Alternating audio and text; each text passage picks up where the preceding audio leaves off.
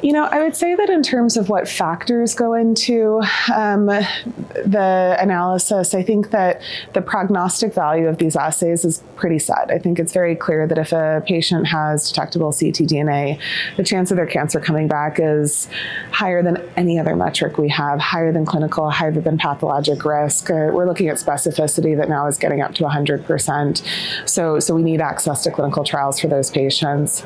In the absence of those trials, the question is, patients have access to these tests today, what do we do? And there are a number of things that we do. Part of the standard of care for patients is we don't do scans in the absence of a sign or symptom of recurrence per society guidelines.